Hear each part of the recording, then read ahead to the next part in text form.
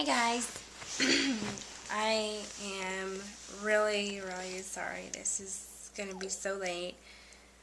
I am 6 weeks postpartum, and this will be my labor and delivery video. Finally, sorry for all who are waiting for it. I have to make this pretty quick because Braden's asleep right now, and I'd like to leave it that way for the majority. I'm filming this, but you will see a link I'll put in the bottom of another channel I made just of his videos, so you can check him out all on there. There's plenty of him. So let me begin. Well, it was actually September 20th, which was my due date. My parents were here, my dad and my mom. They're both here from Louisiana, and I still didn't have him. So my dad had to leave the 21st, so I was pretty sad that I didn't have him on my due date because I really wanted my dad to be there, but he had to go back to work in Egypt.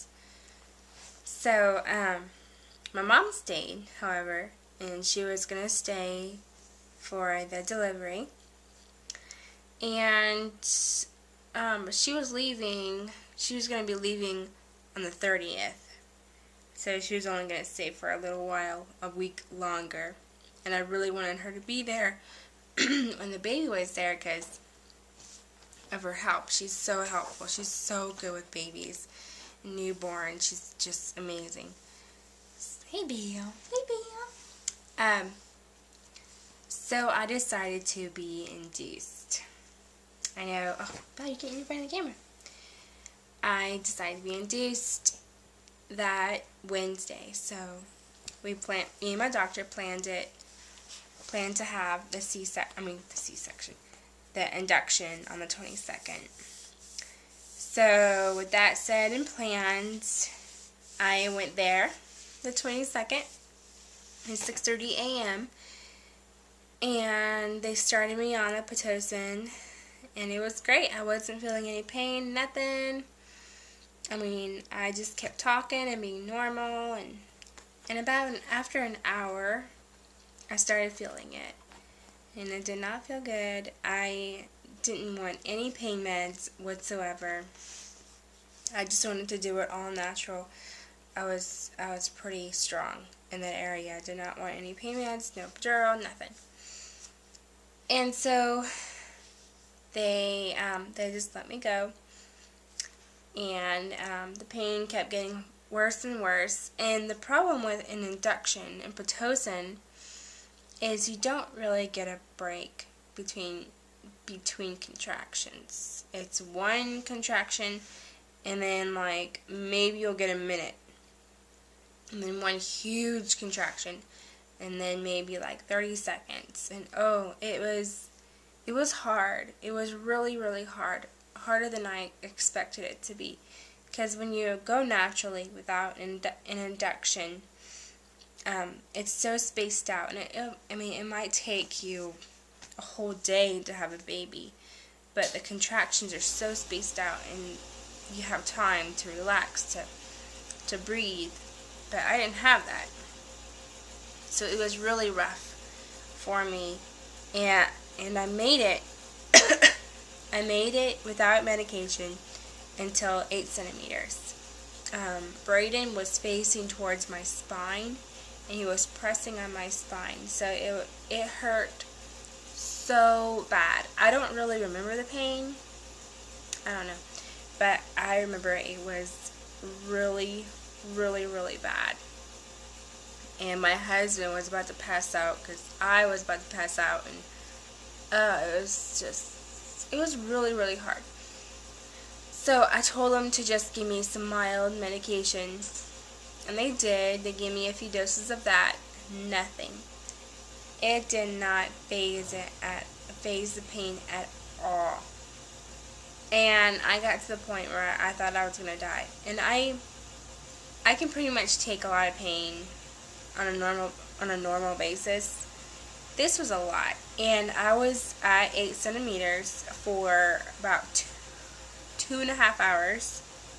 Yeah, going from one contraction to the other. It was just hill after hill. I call them hills, whatever. Yeah, it was just, I could not handle it anymore. I told my husband, look, I need to have the epidural. I cannot take this anymore. It was incredibly hard. So, they called the anesthesiologist, and he wasn't there at the hospital. He was at another hospital, so he was going to take 15 minutes to get there.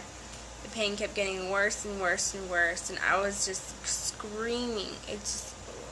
I don't know if that's normal labor or not. I don't know, like, what normal labor is since I had the induction.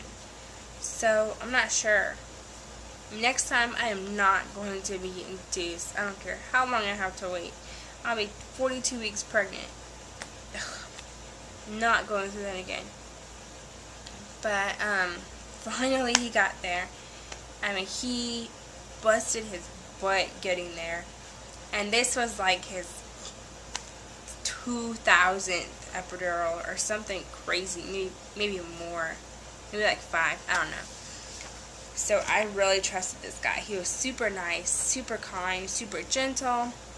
I did not feel a thing when he gave me that epidural. Not one thing. Not one pinch. I didn't feel uncomfortable. I didn't feel nothing. I mean, it was amazing. And I was so terrified to get the epidural. And anybody who is terrified to get the epidural, like I was, should get a really good anesthesiologist. Ask him how many he's done. Look at his history if you can. Ask about him. Look at reviews, ask people, get a referral, something. Get a really good anesthesiologist, and he will do an excellent job. So, they gave me the epidural, and it was great. It worked instantly, and I felt so much better. They gave me the lowest dose, however, because they still wanted me to feel pain. So I can still feel pain, but it was so much better.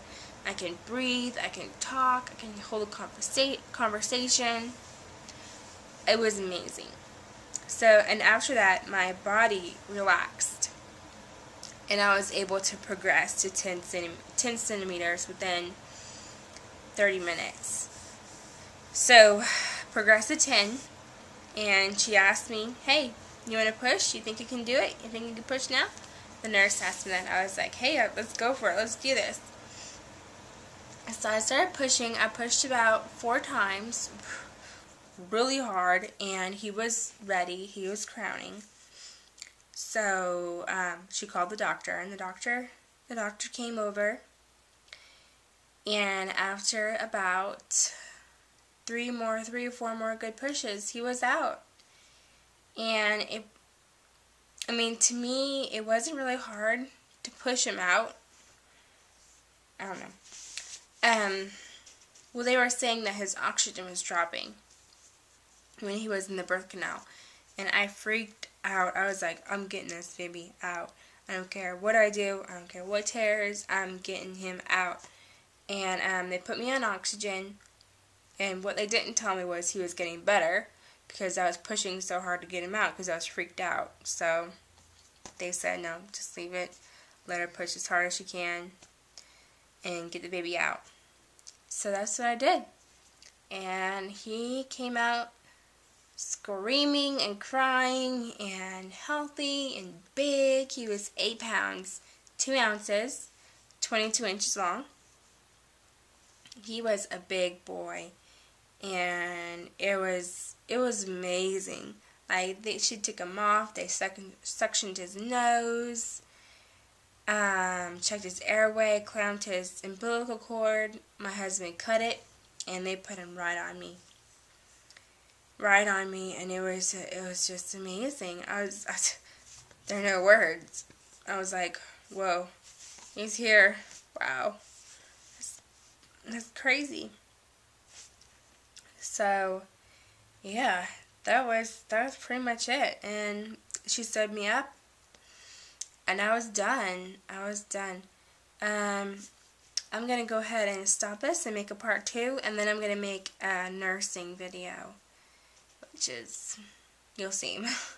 Hold on. Oh, you'll see me in a second. Bye.